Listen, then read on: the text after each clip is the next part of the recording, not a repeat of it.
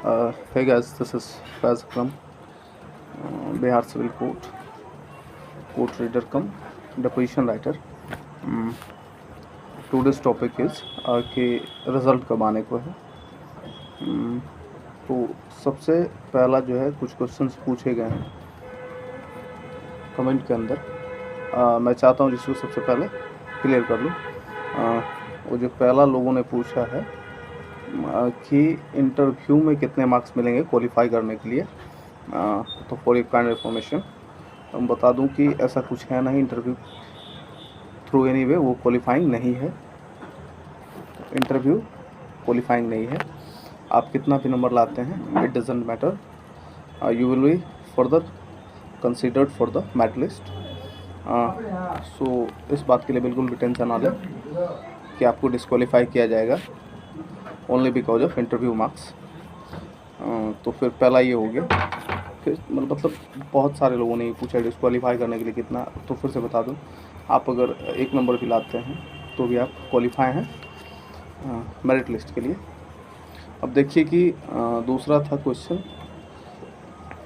कि स्टेनो का रिज़ल्ट कब आने को है. तो स्टेनो का रिज़ल्ट जो है अभी कुछ इन्फॉर्मेशन आई है, डेट्स वाई मैं बता रहा हूँ उसको. इन्फॉर्मेशन कब आने को है. स्टेनो की जो रिज़ल्ट है वो आप मान लीजिए आफ्टर छठ विद इन 20 दिसंबर तक मान लीजिए. 20 दिसंबर हाँ ये छठ के बाद से हम मान लेते हैं 11 और 20 के बीच में ज़्यादा से ज़्यादा चांसेस है आने के. और बहुत लोगों ने कहा कि वो एक कट ऑफ पर वीडियो बना दीजिए. तो देखिए क्या है कि मैं बहुत ज़्यादा एक्सपीरियंस्ड हूँ नहीं कि कुछ भी कहूँ और कहीं से भी कुछ बता दूँ. और जब नहीं मिलेगा तो आप ही लोग नर्क भेजने में तो सबसे ज़्यादा आगे होते हैं. लोग कहते हैं नर्क में जगह मिलेगा वगैरह वगैरह. तो कुछ ऐसा करना नहीं है भाई. जो क्लियर कट मैटर है रिगार्डिंग स्टेनो के कट ऑफ के बारे में, तो वो बता दूं कि फिर से एक बार स्टेनो का रिज़ल्ट छठ के बाद 11 से 20 के बीच आने के ज़्यादा चांसेस हैं. उसमें कंप्लीट रिज़ल्ट आ जाने के चांसेस हैं. तो उसके बाद फिर दूसरी बात है कि इसका कट ऑफ पर कोई भी मैं वीडियो नहीं बनाने जा रहा हूँ. आप इधर उधर जो देख रहे हैं वो सही है. कितना सही है कितना गलत है पता नहीं, चूँकि मुझे बहुत ज़्यादा एक्सपीरियंस नहीं इन सब चीज़ों का, इसलिए मैं नहीं बना रहा हूँ. फिर भी रिज़ल्ट आप देखेंगे किसके लिए, इंटरव्यू के लिए जो रिज़ल्ट आया था, जिनको इंटरव्यू में कॉल किया गया, तो उसमें लगभग 1800 के करीब कुल रिज़ल्ट है. टोटल रिज़ल्ट है 1800 के करीब. तो आप गौर कीजिएगा कितने स्टूडेंट जो हैं कैंडिडेट्स वो कंफर्ट जोन में है, मतलब थोड़ा सा ज़्यादा उनके चांसेस हैं मेरिट लिस्ट बनने के, और कितनों की स्थिति बहुत अच्छी नहीं है. तो मैं बता दूं जो कोई भी हैं जनरल को छोड़ के SC ST OBC EWS उनका जो रिज़ल्ट अगर जनरल कैटेगरी में है तो वो बहुत ज़्यादा सेफ़ हैं. इवन मोर देन जनरल, वो जनरल से भी ज़्यादा सेफ़ हैं. इस बात को बिल्कुल ध्यान में रखिए. और जिन candidate SC ST OBC EWS जो भी हैं उनका रिज़ल्ट जनरल में है तो उनमें से 95% ऐसे स्टूडेंट होंगे जो फाइनल मेरिट लिस्ट के लिए कंसीडर किए जाएंगे और वो जो है सक्सेस भी होंगे, ऐसा मेरा मानना है. अगर आपने रीडर का वो देखा हो, रिज़ल्ट फॉलो किया हो, तो उसमें भी कुछ ऐसा ही था. और अनसेफ कौन है, बहुत कम स्टूडेंट्स का दिया गया है अपने कैटेगरी में रिज़ल्ट. तो जो भी रिज़ल्ट अपने कैटेगरी में मेरे अंदाज से वही करीब 50 से कम है कैंडिडेट जो अपने कैटेगरी में है. तो भाई जो भी ऐसे हैं वो थोड़ा सा अनसेफ हैं. इसलिए कह रहा हूँ क्योंकि जो रिज़ल्ट बनेगा, जो कैंडिडेट रिजर्वेशन के थ्रू, रिजर्वेशन वाला वो क्या कहते हैं उसको, ID लगा करके वगैरह वगैरह जो है एग्ज़ाम दिए हैं, उनका अगर जनरल में है रिज़ल्ट, तो वो देखिए जब रिज़ल्ट बनाया जाएगा तो जनरल की जो सीट्स है पहले वो फुल की जाएगी. और फिर उसमें जो रिजर्व कैटेगरी के बंदे हैं जो उसमें अपना रिज़ल्ट दिए हैं उसको उनको भी भरा जाएगा. और आफ्टर डैट जब वहाँ जनरल की पूरी सीट भर ली जाएगी तब वहाँ से जो कैटेगरी के बंदे हैं, जो कैटेगरी के कैंडिडेट्स हैं, उनको अपने कैटेगरी में धीरे धीरे शिफ्ट किया जाएगा. तो ऑब्वियस है कि जो अभी कैटेगरी में जो बंदे हैं उनसे अच्छी मार्क्स होगी तभी वो जनरल में. और जब वो जनरल से अपने कैटेगरी में शिफ्ट करेंगे तो जिनका रिज़ल्ट कैटेगरी में है वो थोड़े से तकलीफ में आ सकते हैं। ठीक है, अब ये हो गया। तीसरा है भाई क्वेश्चन जो ज़्यादा पूछा गया है वो हो गया। एंड फोर्थ इस इंटरव्यू में मेरा कितना मार्क्स है, तो 7 आउट ऑफ 10 मेरा टोटल मार्क्स है 7। और डिपोजिशन राइटर, कोर्ट रिजन कब डिपोजिशन राइटर का मेरा फुल कितना मार्क्स है रिटन इंटरव्यू मिला करके, तो वो मेरा अप्रॉक्स 177 है। और ठीक है, नेक्स्ट है कि पहली सैलरी कितनी बनी। तो बता दूं कि अब जब आप ज्वाइन करेंगे तो पहली सैलरी अप्रॉक्स 2 महीने के बाद ही मिलेगी। तो अभी भाई पहली सैलरी बिल्कुल नहीं मिली है।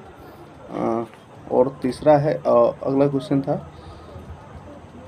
ओबीसी नया वाला रिजेक्ट हो जाएगा। तो जितने भी कैंडिडेट हैं जिन्होंने नया पुराना जो लगाया है और वहाँ पर जो डॉक्यूमेंट वेरीफाई कर रहे थे उन्होंने चेक किया है, उन्होंने अगर ओके कर दिया है तो आपको जो है टेंशन लेने की ज़रूरत नहीं है कि आपको डिस्क्वालीफाई किया जाएगा। ऑल ओके, कोई दिक्कत नहीं, बिल्कुल सही, आपका रिज़ल्ट बिल्कुल आएगा। एंड तैयारी, आपने तैयारी कहाँ से करी थी, तो भाई देखो मैंने कहीं से कोई तैयारी नहीं की है। ये जो रिज़ल्ट है वो सेल्फ स्टडी का है।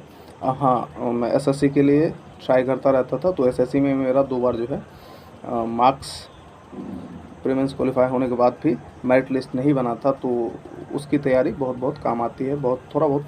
और जहाँ तक रहा वो क्या कहते हैं इसका डिस्क्रिप्टिव का, तो रीडर का जिस तरीके का मेंस था 90 मार्क्स में से 30 मार्क्स आपको मिले थे OMR सीट, बाकी 60 में मान के चलते हैं 10 कंप्लीट डिस्क्रिप्टिव थे और बाकी सब्जेक्टिव थे। सब्जेक्टिव इन द सेंस कि आपको कोई मुहावरा दे दिया गया है तो उसका अर्थ लिखना है, उससे एक सेंटेंस फ्रेम करना है। ऐसा ही हिंदी में था, ऐसा ही इंग्लिश में था, और जीके तक में भी कुछ ऐसा ही था कि आपको एक क्वेश्चन दे दिया गया है, उसका कोई ऑप्शन नहीं, आपको वहाँ पर उसका आंसर केवल राइट करना था। लाइक कि जैसे इकोनॉमिक्स के पिता कौन है, तो जैसे सारे एग्जाम्स में होता है 4 ऑप्शन होते, किसी एक को टिक कर लीजिए, हो गया। लेकिन यहाँ क्या था कि आपको उसका आंसर याद रहेगा तो ही आप लिख पाएंगे। लाइक एडम स्मिथ है, डॉक्टर एडम स्मिथ, तो अगर आप डॉक्टर एडम स्मिथ लिखते हैं तो ही आपको नंबर मिलेगा। इस टाइप का होता था, इसका मेंस हुआ था। तो जो भी बच्चे हैं कोर्ट क्लर्क के, उनके लिए मैं फर्दर एक वीडियो बना दूंगा कि कैसे मेंस राइटिंग की जाती है, सो डैट आपको कोई प्रॉब्लम ना फेस करनी पड़े और आपके भी मार्क्स अच्छे आए। आई होप कि आपकी भी जो है सिलेक्शन हो जाए, सही रहता है। और हाँ, बहुत सारे कमेंट हैं सारे वीडियोस में कि कौन सा अच्छा है, विच वन इज़ बेटर, इधर स्टेनो और डिपोजिशन राइटर। तो देखिए क्या है कि डिपोजिशन राइटर और स्टेनो में डिफरेंसेस हैं कुछ वर्क प्रेशर, वर्कलोड को लेकर के, जिस पर मैं एक डेडिकेटेड वीडियो बना दूंगा, जिसके थ्रू आपको क्लियर हो जाएगा which one is better and कौन सा जो है आपके लिए अच्छा है और कौन सा आप कर सकते हैं। ये सारी चीज़ें थी। और हाँ, कट ऑफ का जो एक छोटा सा मैं बताना चाहूँगा, कट ऑफ क्या है इशू, कि देखिए अगर आपने मेंस में अच्छा परफॉर्म किया होगा, जैसे मेंस है, मेंस था 90 मार्क का, इसमें आपने अगर 55 भी लाया होगा, it is for the general category, 55 marks भी लाए होंगे तो आप सेफ जोन में हैं। मैं इसलिए कह रहा हूँ कि इसके बाद जो प्रोसेस है सारी क्वालिफाइंग प्रोसेस है सिर्फ इंटरव्यू को छोड़ के। तो इंटरव्यू में तो सिर्फ 10 नंबर की है, तो बीच में जो शॉर्ट हैंड और टाइपिंग की एग्ज़ाम थी वो क्वालिफाइंग थी। तो आप गौर कीजिएगा, क्वालिफाइंग है तो ऑलमोस्ट सभी ने एक जैसे ही नंबर अचीव किए होंगे, सभी ने एक जैसे ही नंबर ऑब्टेन किए होंगे। तो देखिए ये जो स्किल टेस्ट की मार्क्स है वो बहुत ज़्यादा मैटर नहीं करेगी, क्योंकि सबों की लगभग एक जैसी होगी, 2-4 नंबर आगे पीछे होगी। और मेन जो मैटर करती है मार्क्स वो करेगी 90 नंबर वाली मेंस की।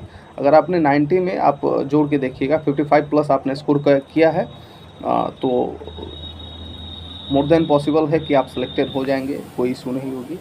एंड कोड कलर का एग्ज़ाम भी जो है, इसका भी तो कोई जानकारी है नहीं, बहुत लोगों ने पूछा कोड कलर, तो भैया आपके लिए बता दें कि कोड कलर की जो एग्ज़ामिनेशन है वो ऑलमोस्ट स्टेनो के रिक्रूटमेंट प्रोसेस कंप्लीट होने के बाद, फुल्ली कंप्लीट होने के बाद, जैसे कहने का मतलब है कि जैसे रिज़ल्ट आया फर्दर फिर कोर्ट रीडर के, कोर्ट कलर के प्रोसेस में नहीं जुटेगी वो कमेटी।